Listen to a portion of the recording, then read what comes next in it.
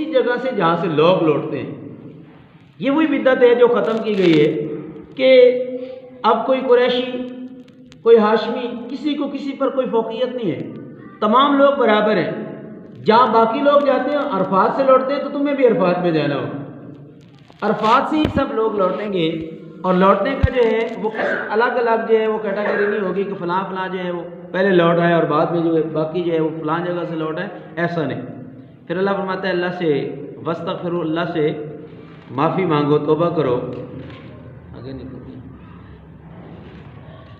فَإِذَا قَضَيْتُم مَنَاسِكَكُمْ فَاذْكُرُوا اللَّهَ كَذِكْرِ آبَائِكُمْ أَوْ أَشَدَّ ذِكْرًا۔ یہاں پہ بھی ایک بات نقطے کے طور پہ جو ہے وہ بتاتا چلوں۔ مشرکین مکہ جب مینا کے اندر جاتے تھے تو وہاں پہ یہ محفلیں جماتے تھے، شعر و شاعری کی محفلیں ہوتی تھی، باپ دادا کی قصے سناتے تھے، اپنی بہادری کی کہانیاں بیان کرتے تھے۔ تو اللہ تعالیٰ یہاں پہ یہ بیان فرما رہا ہے کہ جب تم اپنے مطلب قربانی حج کا جو ہے نا وہ آخری رکن ہے، جب قربانی کر لی مینا کے اندر قیام تو کرنا ہے 3 دن کنکریاں مارنے کے لیے۔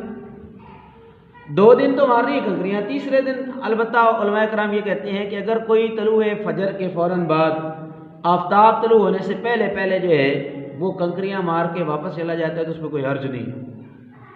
بہتر بہرحال یہی ہے کہ سورج طلوع ہو اور اس کے بعد تیسرے دن کی کنکریاں مارے اور پھر لوٹے۔ ایک نقطہ یہاں پہ یہ بیان ہوا ہے۔ چونکہ یہاں پہ 2-3 دن قیام ہوتا تھا مینا کے مقام پہ میدان کے اندر، یہاں پہ وہ اپنے باپ دادا کے قصے اور کہانیاں اور اپنی جو ہے عظمت اور شان بیان کرتے تھے۔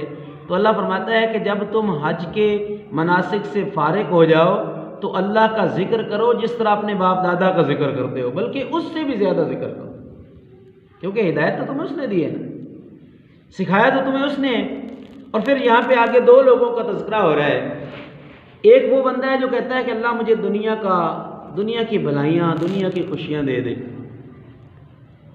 اللہ فرماتا ہے لا خلاق فی الآخرہ، ایسا بندہ جو ہے اس کا آخرت میں کوئی حصہ نہیں ہے۔ دوسرا وہ شخص ہے جو کہتا ہے ربنا آتنا فی الدنیا حسنہ وفی الآخرۃ حسنہ، اللہ دنیا کے اندر بھی بھلائی نصیب فرما اور آخرت کی بھلائیاں بھی نصیب فرما۔ تو نبی مہربان صلی اللہ علیہ وسلم کا فرمان علی شان ہے، جو کوئی یہ صرف ایک دعا پڑھ لے اسے کسی اور دعا کی ضرورت نہیں ہے۔ یہ ایسی کامل اور جامع دعا ہے، ربنا آتنا فی الدنیا حسنۃ وفی الآخرۃ حسنۃ وقنا عذاب النار۔ صرف ایک دعا پڑھ لے، کسی اور دعا کی ضرورت نہیں ہے۔ اور نبی کریم صلی اللہ علیہ وسلم کے معمول میں یہ بات شامل تھی کہ آپ رمضان میں اس دعا کا بہت زیادہ ذکر فرماتے تھے ہر نماز میں۔ پھر اس کے بعد وہی بات جو میں بیان کر چکا ہوں پہلے، وہ نقطہ ہے، پھر آخری نقطہ یہاں پہ بیان کروں گا کہ وہ شخص، نبی کریم صلی اللہ علیہ وسلم کا ایک ارشاد ہے کہ بعض بیان جادو ہوتے ہیں۔ چرب زبانی کے حوالے سے آپ نے فرمایا کچھ لوگ ایسے ہوتے ہیں کہ جو اپنی تیز زبانی کی وجہ سے اپنے جھوٹ کو جو ہے وہ سچ ثابت کر دیتے ہیں۔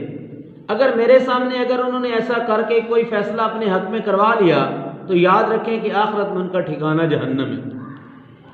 تو یہاں پہ بھی ایسی بات ہو رہی ہے کہ کچھ ایسے لوگ ہوتے ہیں جو اپنی چکنی چپڑی باتوں سے، اپنے فن خطابت سے لوگوں کو گمراہ کرتے ہیں اور اس میں پھر اللہ کو گواہ ٹھہراتے ہیں، قسمیں کھاتے ہیں اللہ کی تاکہ لوگ ان کے ساتھ جڑ جائیں۔ حالانکہ اللہ فرماتا ہے ایسا بندہ سب سے زیادہ جھگڑا کرنے والا، اگر انہیں اقتدار مل جائے ایسے بندے کو تو کیا کرے گا، زمین میں خرابی پیدا کرے گا، فساد پھیلائے گا، کھیتیوں کو برباد کرے گا، نسلوں کو تباہ کرے گا، اور حالانکہ اسے یہ پتہ ہونا چاہیے کہ اللہ فساد کو پسند نہیں فرماتا۔ اس کے بعد پھر ایسے شخص کا ذکر ہے۔ پھر دیکھیں یہاں پہ ایک اور بات بھی کہی، جب اسے کہا جاتا ہے نا کہ ہر اللہ سے ڈر، تو کیا کر رہا ہے، اب وہ چونکہ گناہ کے راستے پہ جا چکا ہوتا ہے، وہ کہتا ہے کہ میرا وقار ختم ہو جائے گا اگر میں اپنی بات سے رجوع کرتا ہوں نا، غلط چل رہا ہوں، اپنی غلطی کو چھپانے پہ اور غلطیاں کرتا ہے کہ میری عزت نہ ضائع ہو جائے، میں جو اتنا اپنی جو ہے وہ غلط بیانی سے لوگوں کو اتنا اپنے ساتھ ملا رکھا ہے، آج اگر میں سچ بولوں گا تو وہ ساری میری عزت جو ہے مٹی میں مل جائے گی، اس لیے وہ اپنی عزت بچانے کے چکر میں اللہ سے ڈرنا گوارا نہیں کرتا۔ تو اللہ فرماتا ہے اس کا ٹھکانہ جہنم ہے، اس کے لیے جہنم کافی ہے۔ ایک ایسے شخص کا ذکر فرمایا کہ وہ شخص جو اپنی زندگی کو اللہ کی مرضیوں میں کھپا دیتا ہے، اپنی خواہشات کو اللہ کے لیے وقف کر دیتا ہے، قربان کر دیتا ہے.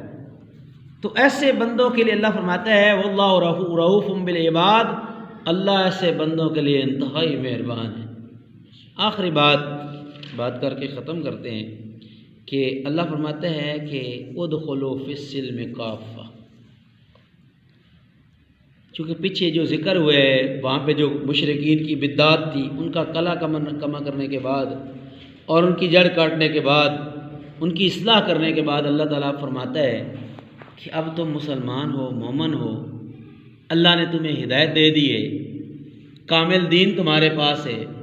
ادخلوا فی السلم کافہ، پورے کے پورے دین میں داخل ہو جاؤ. تمہاری کوئی زندگی کا عمل ایسا نہیں ہونا چاہیے جو دین کے خلاف ہو. غرض قل ان صلاتی و نسکی و محیای و مماتی للہ رب العالمین، کہ تمہارا جینا مرنا، تمہاری زندگی موت، قربانی، تمہاری نمازیں، سب کچھ کس کے لیے ہونا چاہیے؟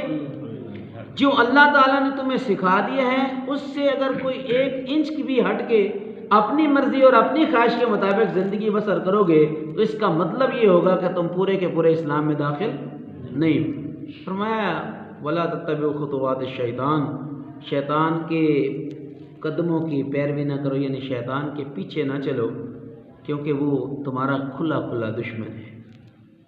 مشرکین کی روش بیان کرتے ہوئے آخر میں اللہ فرماتا ہے کہ اتنا کچھ واضح ہدایات جاننے کے بعد کیا آپ یہ چاہتے ہیں کہ ایسا ہو کہ اللہ بادلوں کا چھتر لے کے آئے، فرشتے اس میں اڑ رہے ہوں اور اللہ خود ان کے سامنے آ کے کھڑا ہو جائے؟ یعنی اس کا براہ راست کے عذاب کو دعوت دے رہے ہیں. اگر ایسا ہوتا ہے تو پھر تو فیصلہ ہو جائے گا، قضی الامر، اور فیصلہ ہو جائے گا ایسا ہوتا ہے تو. وَإِلَى اللَّهِ تُرْجَعُ الْأُمُورُ، اور ساری باتیں جتنی بھی احکام ہیں ان کا لوٹنا اللہ کی طرف ہے. اگر تم اپنی اس روش سے باز نہیں آؤ گے تو پھر سارے معاملات تو اللہ کے حضور پیش ہونے ہیں. وہ وہاں قیامت کے روز جو ہے تمہیں تمہارے اعمال کی جزا اور سزا دے گا. اللہ تعالیٰ سے دعا ہے کہ اللہ تعالیٰ ہمیں ان آیات کو سمجھنے کی، ان پر عمل کی توفیق عطا فرمائے. وآخر دعوانا ان الحمد للہ رب العالمین.